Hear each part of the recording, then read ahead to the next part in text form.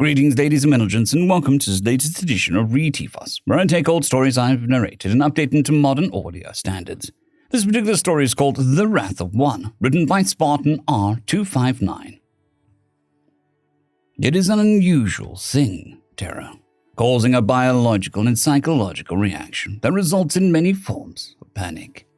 Just to name a few: the inability to take any action, a severe compulsion to flee, falling in surrender, loss of consciousness. But these are not in the nature of a predator. We cause this emotion in other beings, and yet are not prone to it. At least, that is what I had thought. We were entirely unprepared for what we created.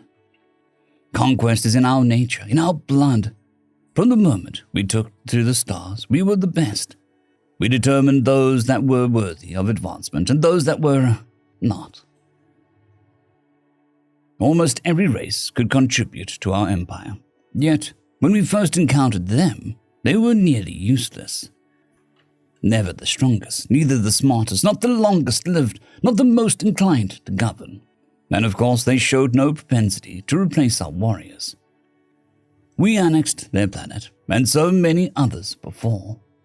They took to the idea in stride, having yet to develop interstellar drives to propel them beyond their home star. And only just having developed sustainable artificial atmospheric processes. We granted them citizenship, but little else. They were given communications tech and told that they must develop interstellar travel on their own, and given their level of technology, its development was at least 200 of their years to come about. It was not long before some of our leadership found a place for these beings. Practice. We discovered their natural ability to endure, able to be on the move for seemingly endless amounts of time. We chose to use them for hunting practice.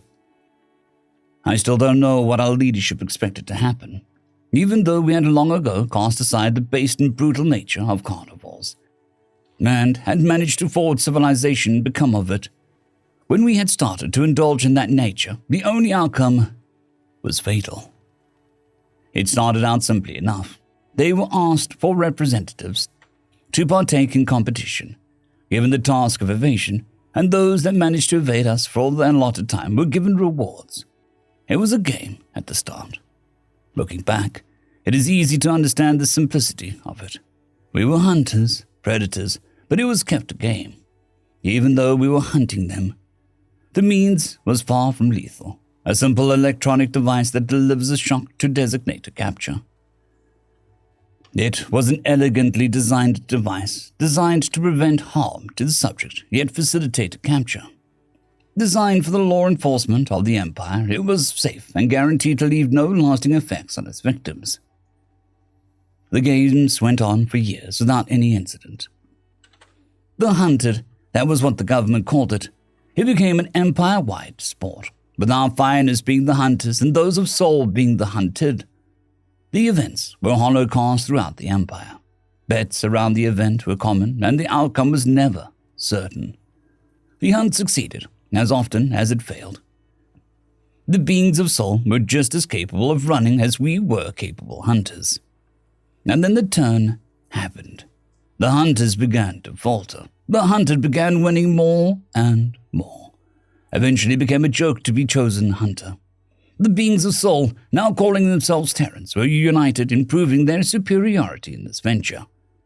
To this day, I don't understand why the government didn't cancel the event. But as it was, things continued for a few more years. Then the accident happened. In an attempt to make the games interesting again, the hunted were allowed to accept juveniles into the event. Citing their smaller size as advantageous to hiding overrunning, it was primed disaster waiting to happen. While Terran seniors are well-spoken, their young can be very rash. The moment came quickly. The hunters captured a young Terran boy, probably around 12 to 14 years of age. He gave himself up laughing. The words spoken have been recorded into the annals for history.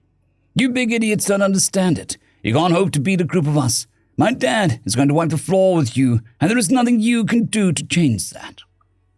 The insult was harsh, yet not unfounded. What happened next shocked the galaxy. One of the hunters lashed out at the young boy. His powerful arms and sharp talons ripped into him and threw him to the ground.